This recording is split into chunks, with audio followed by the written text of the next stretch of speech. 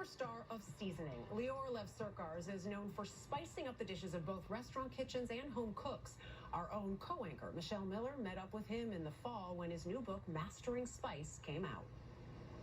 I wake up in the morning, I put some in my tea, in my coffee, in my eggs. The self-proclaimed king of spices. You put spices in your tea and coffee? I do. Can't help creating flavors beyond the ordinary. It's exciting. I put it in water even throughout the day, in a bowl of water. I put some... Chef Lior Levsurkars says it's just in his nature. It smells so good right now. What is it about spice? Spices are one of the most important things in the culinary world, but also in the world, because it's a rare ingredient that touches everybody. And to me, it was a happy place because it connected me all the time to food.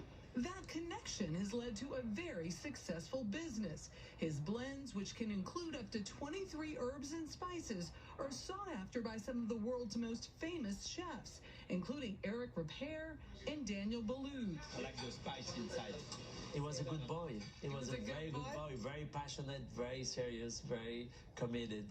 And at the same time, Leo is an artist. An artist whose medium ranges between nature... There's really no limits on what you could do with these blends. ...and nurture. I like this one. Yeah, so this is a blend of 8 different peppers. Fruity to floral. The hints of the citrus are just... Boom.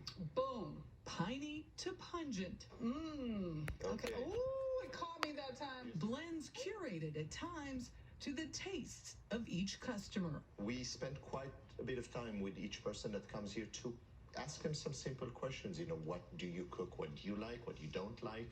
We have them smell and taste a bunch of spices. It's interesting because often they'll say, oh, I don't care much for this, and they'll end up buying it. Really? Well, because they have a pre-notion of something that they don't like, let's say celery seeds. I usually ask them, who did something wrong to your celery in the past? What happened to you in celery? Lior Levsurkars was born in Israel, which is where he started cooking professionally. But he spiced up his life after a move to France while training with Michelin-starred chef Olivier Rollinger. He was and still is very influential in my life and my career, cooking and spices. He was very smart in the idea of explaining to me that the spices that he was using were just a tool. The same way that he had a great knife or cutting board. And he said, I want you to develop your own personality when it comes to taste, scent, and flavor by tasting these things. And I'll be here to help you along the journey. That journey ultimately took him to New York City to work for Chef Boulud. But after 6 years, and with Boulud's blessing, he realized he could pursue a food career without being tied to a kitchen. What was it about the kitchen you didn't like? I never liked the service aspect of it, and that slowly convinced me that perhaps I need to keep on developing food, flavors, and scent, but outside of that environment. You gave him an incredible piece of advice, which was, hey, the cooking isn't all there is for the restaurant business. Clearly, Leo will always be a chef. I think he saw this opportunity to be able to remain a chef and very involved with the commitment of creating foods and making food. Starting over meant blending in his basement for the first few years. Then, in 2011, he finally opened his own storefront, La Boite, in New York City. What he came to realize, just like in the world of food, there's always more to master in the spice world. How much have you explored in the realm of spice? Can you say 100%? No way. I fortunately just came back from India after 12 years in the business. One of the most important moments was for me to stand in the equivalent of 50 football fields where they trade chilies on a daily basis. It took me back to basics, and I knew a lot already, so when you ask me how much do I know, I don't know if I can quantify it, but I don't know that I'm even halfway to where I want to be, and that's amazing.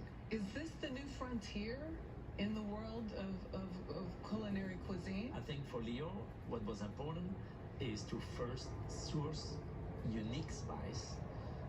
Cumin is cumin, but maybe the cumin from a certain region of a certain country is better.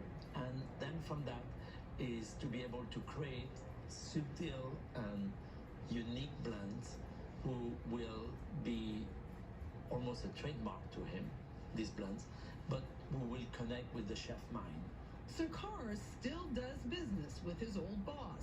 He's now just one of his best customers. Chef Boulud uses those blends in everything from his chicken tagine.